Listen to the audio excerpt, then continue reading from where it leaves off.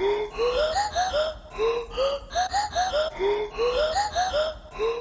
right. Hello, everyone. This is Umsali with Umsali Speaks. Today I have a young lady who is a writer, and she doesn't want to call herself a writer, but she is a writer. and she has a very unique business business model that I wanted to talk about. And I thought it was very curious, so I wanted to get some more to know her more. So I'm going to let her introduce herself, and then give us a bit of a background and kind of go from there. So, Assalamu alaikum. My name is Ayesha. I'm from Johannesburg, South Africa. So to give you a little bit of intro about myself, I'm a wife, I'm a mom, I've got 4 kids and 3 little kittens. Um, I just sort of launched myself as a transformational life coach. Been through quite a bit in life, which I feel there's a reason for that. It was a training for me, and I didn't want to be there to assist people go through similar challenges that I've been through. I've recently launched a journaling class, which I run almost every month, which I think is what caught your interest. Also working on a coaching program. And I've also just recently started my book. That is why I said I'm not yet a writer.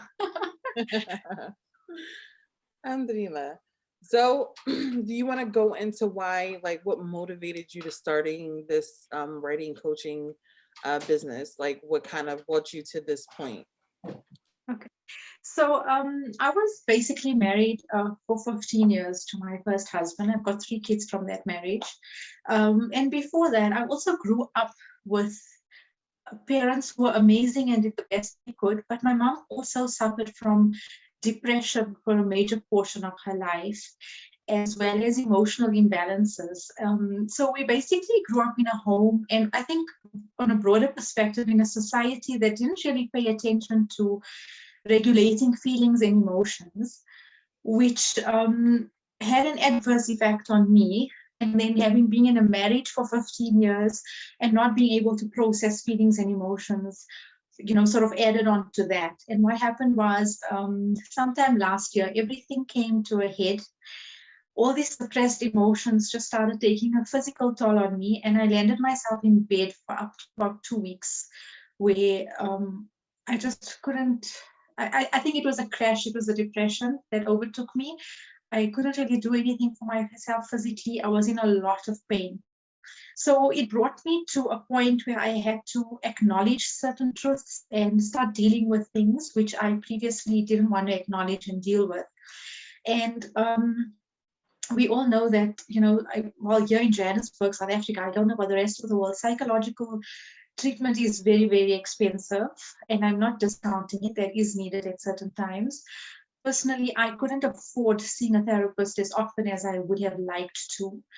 And we were also amidst COVID, which meant that meeting people and getting appointments was more difficult, obviously. So I was in a position where on the one hand, I was in bed, unable to see to myself, and then I've got my husband because I've remarried, and then I've got my kids, and I was at a crossroads. Continue down this path or do something drastic so that I could become a better wife and a better mother, and stop the generational pattern, because I've got a daughter as well. And I think that's what motivated me to start this, because I didn't want to pass on what I had obviously inherited from my mom and pass that on to my kids. So I made a very, very firm intention that I was going to start doing some real hectic work. And like I called it on one of my own videos, starting to deal with my crap. So because I couldn't really be in contact with a therapist, my journal and my pen became my best friend. So I started my healing process basically by myself, but I had life coaching course experience before, and I've done courses. So I sort of had the know-how and the tools to start this process. So I started walking around the house with my journal and pen next to me in a little basket that I kept. My kids would laugh at it because I would call it my wellness basket. And whichever part of the house I was at, this basket went with me. because if I had a thought, I had a moment, I would just sit and write, because I was in that healing phase. It was like a sensitive part for me. So I was lucky enough that I could take 6 months sort of a hiatus. I stopped attending classes and just concentrated on healing myself. So yes, that's what happened. That's what started my journaling process. Is I just started writing and writing, and once I started writing, I found that I couldn't stop until it was all out. It was like I had opened a lid on something, and it just needed to sort of flow. So I went through a few journals and I filled the pages with my feelings, my thoughts, and my emotions. I found the benefits very, very therapeutic. It really helped me. So then I thought to myself, why allow people to go through that process that I went through of hitting rock bottom, whereas I can introduce them to the stool a little sooner. And there are times, like I say, when you do need a psychologist, you need to see a therapist and a counselor. But if people are unable to do that, there is still other means of helping them identify feelings and emotions. So I started the first class that I had, I put it together, and I ran my first class in January, which was aimed at self-discovery. I got quite a good feedback and response from the ladies. So I started my second one now in February, alhamdulillah. And what had happened was that we actually introduced a group coaching call, which we just did as a once-off. And from there, the ladies took to this group coaching call so well. They found the interaction so amazing that now I've decided to include this as part of my class. So it's growing, we're learning every day, and it's being improved all the time. That is one heck of a story. I think it's amazing. I think it's amazing. And I feel like you can reach people because now everything is online and you can kind of reach more than just people in Johannesburg. I just kind of got over something myself that was a little similar. And if I kind of knew I had that resource of talking to someone and they encouraging me to journal, I think I would have gotten through it a little bit better. I think as Muslim women, we tend to have to hide our emotions because we have to deal with so much as being a mother and dealing with the pressures of being Muslim. And I'm in America and dealing with the pressure of being a Muslim in a non-Muslim country. um, Sometimes it can be quite hard. So I think journaling is something that can really, really benefit the sisters because honestly, in the States, even though a bit more accessible for us to do certain things like get a therapist, there are not many therapists that are very relatable to our current like our situation. Like they can't relate to being Muslim. They can't relate to being a woman. I did a little therapy myself and it didn't work for me. It did not work for me. I did a psychiatrist and they put me on, the psychiatrist put me on medication. The medication didn't do well. And I think this is like a really, really good alternative to a lot of sisters, for a lot of sisters that might need that mental stability and that mental support because we suffer from depression a lot, because of the fact that we might deal with postpartum depression and a lot of other kind of depressions like having family issues and other stuff like that that we don't talk about. So I think this is like so perfect in what you're doing. Like I'm really happy that you came up with something like this. The problem with medication, and again, I'm not discounting it, there are situations where it's really, really needed and it has its benefits as well. But together with the medication, it's also necessary to work on the underlying issues that is actually causing your depression or your emotional imbalance and things like that. So you could do the medication as a start off, but I think it's really important to start doing the cognitive therapy with that as well. What I found journaling, sometimes you speak to a sister and people mean well, but to a certain extent, we sometimes don't say the right things, or we tend to maybe repeat what we've heard, or whatever the case is. And that sometimes has the effect of making our problems a little bit worse sometimes, because you've also then got to defend what you say and how you meant it. Whereas I found with journaling, it's a safe space. It's a space in which, you know, you can really express yourself as freely as you want to, without judgment, without the fear of how you are going to be interpreted. And you know, as females, as women, I don't know if it's just, but I've noticed it's a lot of women that I talk to. Part of a woman's healing process is talking. And whereas men, they deal with the issues in a different way. They become silent, they work things out in their heads, and then they implement. Whereas women need to talk through their problems. So we talk to one another as a means of coming to a solution. So we bounce ideas off each other. And when a woman is not able to talk or express her feelings, she suppresses, and that's what actually causes her depression. Because, well, depression is a depressive or a suppression of feelings and emotions, which actually is what causes depression. So not being able to express yourself is one of the major causes that I have found. And I've also found that within our families, we are not able to adequately express ourselves. Well, we are a different generation and we've got a different approach with our kids. I firmly believe in allowing my children to come to me, obviously with respect, and let me know what I've said or what I've done that has caused them sort of a hurt or a trauma, so that I can rectify it now and they don't carry it with them further into their lives. But we as kids to an older generation are not afforded this opportunity. We're not able to sit with our parents and speak to them about things that happened in the past, because there's that defensiveness that comes in, that not wanting to hear how they've done wrong. It's a generational thing. So with the result, you're not getting the healing that you need. You're not getting that hearing, that validation of your hurts, of your trauma. So suppressing it, for me, that was, I found what happened with me was that I wasn't able to speak or to voice what I had gone through or what I had experienced. And the journaling gave me that opportunity. I did speak, I went through a process of speaking to family members, and everybody would just say to me, yeah, but it's in the past, you know, you just need to let go, you need to forgive and just let it go. But there's a process to forgiving and there's a process to letting it go. You don't just wake up one day and decide, it's gone, I've forgiven. You've got to do the work to do all of this. And look, there may be other ways, but I have personally found for me that journaling has sort of been my silent, free therapist, so to say.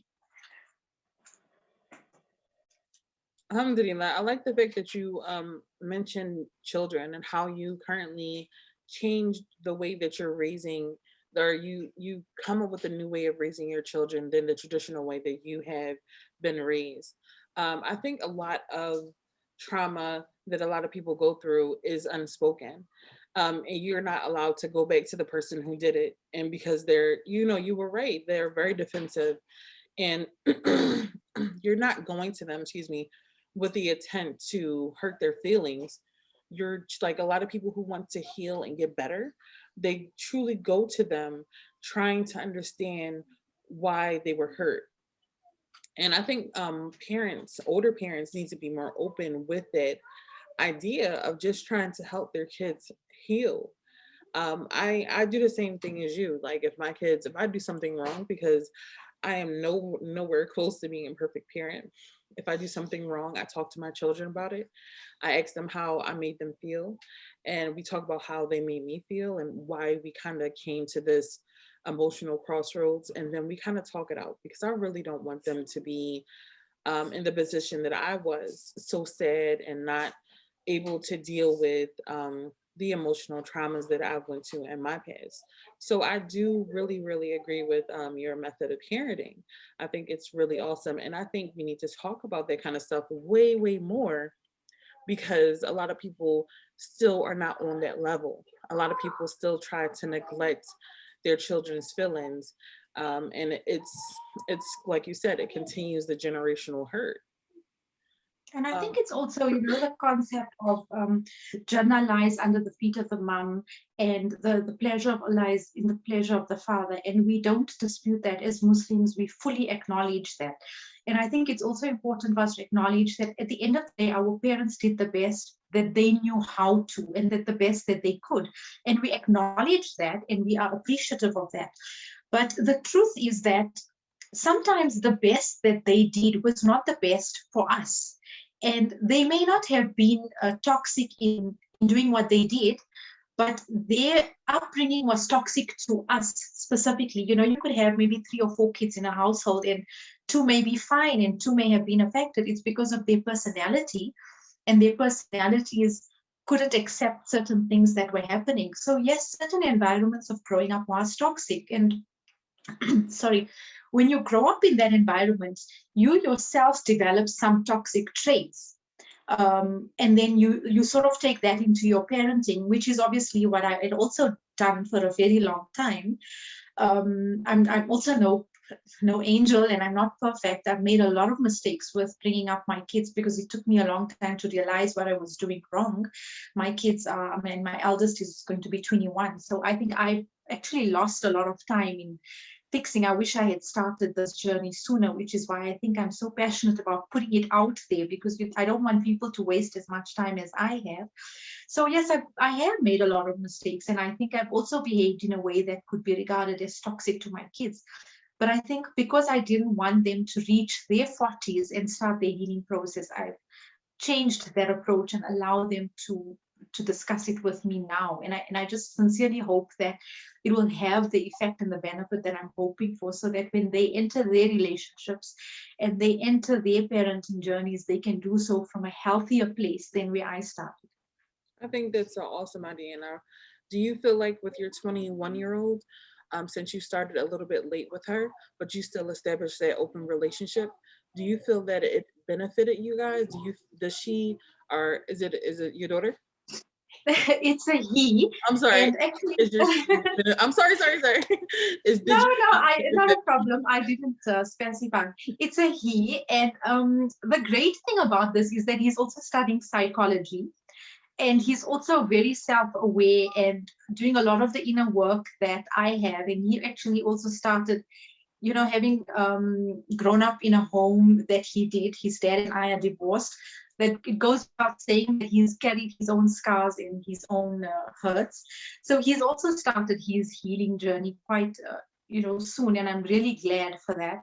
So we sort of help each other along this journey. We bounce off ideas with each other, and I think he's been very instrumental in this journey of mine. You know, he's given me so much of support and encouragement.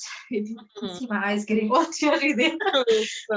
I think if it wasn't for him giving me the support that I needed, I don't know if I would have had the guts to actually continue. But he was the one who actually said to me, "Mommy, I think you need to start this journey, and I will be here to hold your hand through it." So yes, my kids have been absolutely amazing. There are days where I've been too. I'm a very emotional person. So there are days where I would start working on an area, and the emotions would overtake me, and I'd have to spend the day in bed due to the sheer exhaustion, and the weight of it. And they would accommodate me with that. So yeah, my kids have just been really amazing through this journey.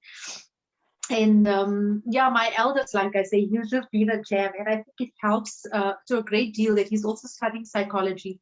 So he also guides me, through this journey. So I sort of combine my coaching principles with counseling and psychology, and obviously on myself, not on clients. I separate them, and he helps me to sort of find a system that works for us here at home as well. Alhamdulillah. Now, are you able to accommodate American clients? Are you just sticking with clients in Johannesburg? Oh no, I'm open to the world. Oh, yay! I'm open to the world. Like you mentioned, as Muslims, we suffer, no, I wouldn't say suffer, we experience certain challenges that not everybody would understand, mainly because of our faith and the rules that we've got to follow, and the protocol that we've got to live by. So I'm also studying Islamic studies, doing an Alima course as well. So I have a broader understanding of the Dini aspect of what I'm trying to do. And I'm open to all races, especially. And then also being Indian, besides being Muslim, I've got the Indian culture as well that our grandparents have obviously brought over from India, which is equally trying and equally restrictive. So I sort of understand that aspect as well. And yeah, I think the thing is that I've never been the type of person to box myself. I don't do well when I'm boxed in. I'm very open to to Either. different possibilities. And I think I would really enjoy working with and interacting with different people from all areas of all parts of the world.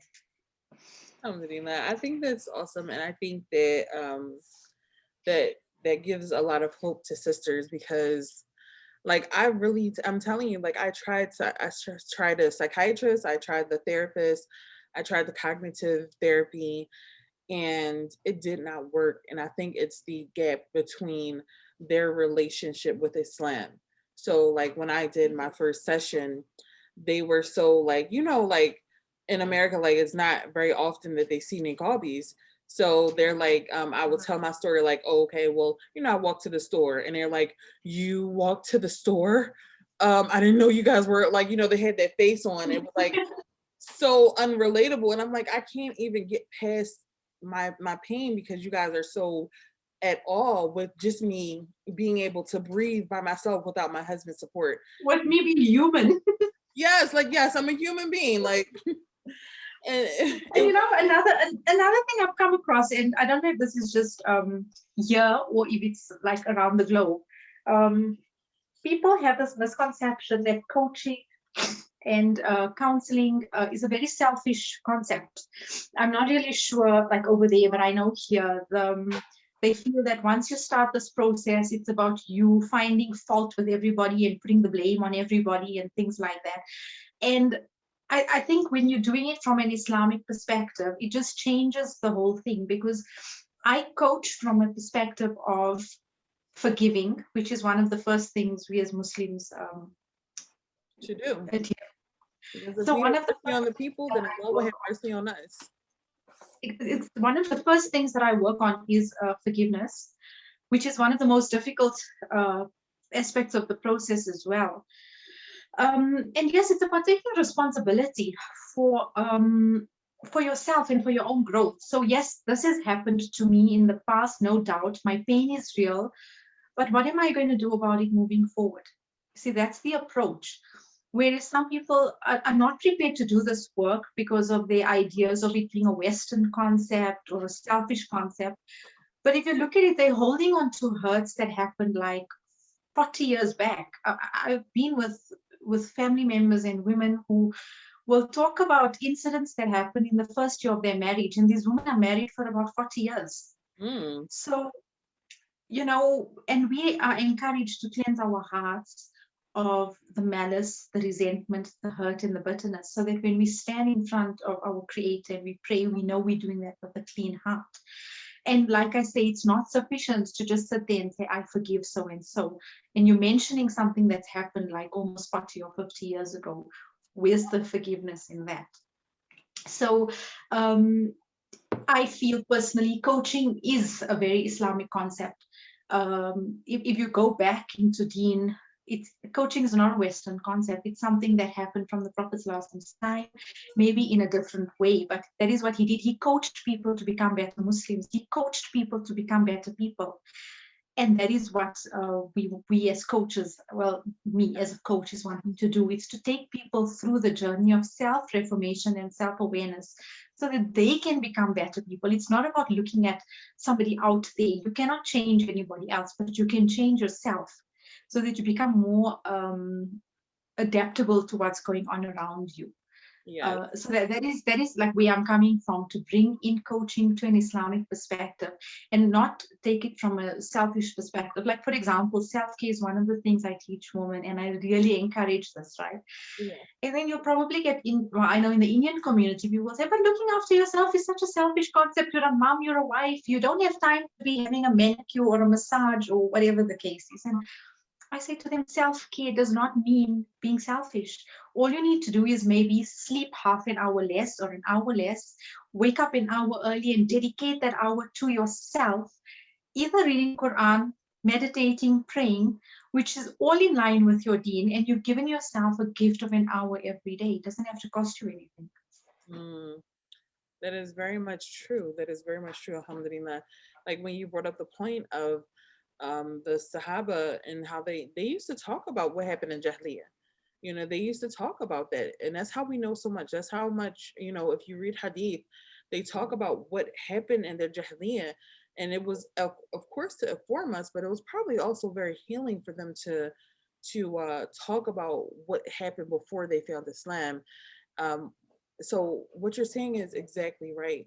There is nothing wrong with talking about what happened before, what hurt you.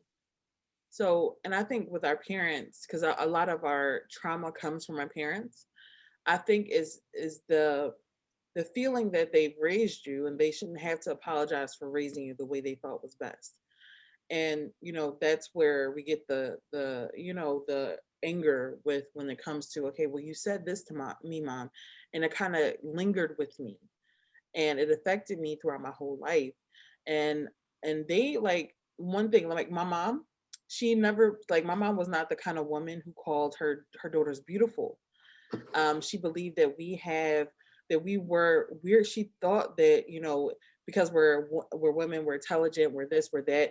And she didn't want us to be caught up on us being beautiful. She wanted us to focus on education and other things. But at the same time, it caused us to question, like, if my mom didn't call us beautiful, how are we beautiful? And, you know, are we beautiful, this, that, and the other? So because she didn't have that aspect of calling us beautiful and allowing us to believe it, and it kind of affected certain things and self-esteem wise. So, you know, I totally agree with what you're saying in reference to that. Definitely, it would. I also sort of I can resonate with that because my mom had the philosophy that it's not her job to praise her kids. That praise would have to come from an external person as validation that she's done something right. If she praised us, it didn't really mean anything. And you know, a child places so much of stock to what a mother thinks and says. My mom also was not one to say that you're beautiful or you're pretty or you know things like that. And what happens is that when you get that attention outside of the house, it impacts you so much. And also, like you said, it affects you in that if my mom, who's supposed to love me the most in this entire world, if my mom who gave birth to me doesn't see anything worthy in me, if this human being who was responsible for sort of passing me through her passage into this world doesn't find anything within me to be proud of. She doesn't find me to be beautiful. She doesn't find me good enough to praise. Then who else is going to find me worthy of any of that? And that has such an effect on kids because it totally kills their self-worth. You will never be able to believe the praise of any other human being if you haven't heard it from the mouth of your mom first. You will continue to doubt your self-worth and your capabilities no matter how much you achieve. And you will actually find that women, especially who experience this, grow up to become perfectionists. They grow up to suffer with like from high levels of anxiety because they're just never pleased with what they do because they cannot see the worth in anything they are doing. Yes. Yes, very much so. I do very much agree with that. So let's talk about how it works. Let's talk, if you can give a step by step on how you would start a you know, a therapy session, a counseling session with a sister or whoever. And then I also want to get into men's mental health as well. But let's just talk about kind of how it works with you know, with your program. Okay, so at the moment I do a journaling class which is structured. It runs every month. You get 21 prompts. So every either early morning or the night before you receive a prompt, which is a question, which will get you to think and to probe, and then you've got to write about that prompt. You have the entire day to do that. I have an hour during the day, my time, in which I'm available over WhatsApp to support the ladies in anything that they may experience a blockage. Then we've got a once a week call where we all come on and we discuss whatever issues we may have had with regards to the prompt, where we were stuck, and we help one another. I give them my input, and then the other ladies also, help out and suggest, and it forms a real, like a support group. Mm. And it's a very warm environment, because you come in on there and you realize that everybody is suffering in some way, and if you've contributed to somebody in a way, it makes you feel good by the end of the call, because you've sort of helped somebody. So that's the journaling class. It goes on for a month, with the 21 prompts. We don't do the prompts on weekends. I give the ladies that time to catch up on. In that class, they also get a one-to-one call with me. So it's the whole journaling class is aimed at self-discovery. Each prompt is about self-discovery, getting to know yourself, understanding yourself further. Then I also have a 10-week coaching program, which I do. We do those in batches of 5. It's group coaching. It's a very structured course as well. It's 10 weeks from start to end. Every week there's a program that you do in a step-by-step system, where we go through the process of also initially identifying yourself. What's your personality type? We get you in touch with your values, and those voices in your head that keep whispering to you. We help you to align all of these, to set yourself some outcomes, and to work towards all of that. It's basically working with reprogramming the mind. Counseling, I'm not really doing that as such at the moment. I'm doing a course on counseling. Once I'm done with that, inshallah, then I will start. So counseling and coaching, is very different, in that counseling deals more with healing the past, and coaching deals more with moving forward. Although in moving forward, you still need to look slightly at the past in order to reprogram and rework on certain aspects within the mind. So those are the 3 things that I'm working on at the moment. The courses that I've got currently is just the journaling course and the transformational coaching course.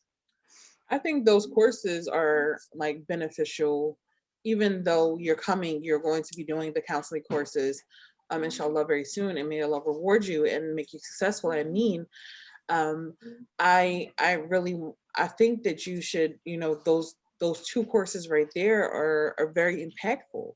I would love to do it. Like, I would love to kind of break down, what's going on with me, whatever, I would love to have that opportunity. And I hope that sisters who are seeing this kind of want to contact you in reference to these courses, because it's a lot going on in the Muslim community that, of course, we are not discussing, we are not talking about.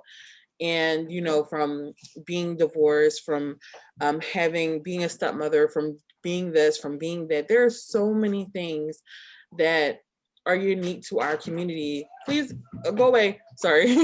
That are so unique to our community that we have to talk about, so we can be better mothers, better stepmothers. We can be better wives, and deal with a lot of our hurt. So I think what you're doing is really awesome. So I did see one of your posts, and you were referring to men and how their mental health matters too. I think we tend to neglect men's mental health because we think they have this. They're men; they have to be able to be strong, but sometimes they can't. How can we help our men, or how do you assist men in mental health? I think the first thing we can do is sort of normalizing the fact that men have feelings, especially with our sons. If they're going through a difficult part of their lives, we tend to say, "You're strong, you can handle this." And I think that's one of the first things we as moms can do, is normalize feelings within boys and men. Let them know that it's okay to feel. Also, there's this concept within the society on my end. Look, I don't know about your side, that usually if there's a marriage problem, the man usually says to the lady, "You know what, you're the one with issues, you go deal with whatever you're going through, and then everything will be fine." Because men don't have issues, men don't need to sit with a therapist, men don't need help. It's all on the woman. And sometimes that could be true, But being a human being, he's also got a mind, he's got a heart, he's got feelings, which means he's also susceptible to having issues. And I think we really need to acknowledge that as much as women are driven by emotion, men also have emotion and feeling, and the mental health of a man equally contributes to the health of his family. That's very much a good point. I'm like pro men. So like a lot of times we tend to neglect men and how they feel, and I really am sensitive to that because I have like a lot of like I have five, I've got me stepsons. I 1, 2, 3. I got a few stepsons, and I have two older boys of my own who are 11 and 13. So I'm very much aware of who they are, and I try to encourage them to talk about how they feel, because when they marry, inshallah, may Allah bless them with righteous wives. I want to I want them to be able to have a successful marriage. You know, we talk about things, and I want them to be able to talk to their wives about what's going on, because simply because it helps the marriage. So if you're having issue with your wife, and it might be just because of what you were going through, you're able to express that. And I feel like as a wife, I allow my husband to express his feelings, what's going on with him, you know, and I try to be open. I think as women, we need to be more, allow the men to be more open, um, and lower expectations when it comes to how strong they are, even though they are strong. We all have our weak moments. Definitely. And I think also as wives, what we can maybe do is make the environment conducive and ourselves also more accepting, so that our husbands can become vulnerable with us, so that they don't feel the need to be the strong macho type. Obviously there are times when we require them to be the stronger one, and that's a given, but we need to make it okay for them to become vulnerable and to express their feelings, and firstly actually to acknowledge what they're feeling and then to be able to express it. I've also been in contact with a few women who actually were not the ones who were the problem. Their husbands were the one with the emotional and maybe mental problems. But because of exposure to these men who refuse to get the help they need, these women then develop the problems later on into the marriage, simply because the man will not acknowledge that he needs to see a therapist, or he needs to do the work of healing, or whatever the case is. And at the end, the entire stigma of the failed marriage or the divorce or whatever gets placed on the women, because she's more vocal about whatever she's going through, whereas the process was actually started by a person who refuses to acknowledge that he needs to work on himself.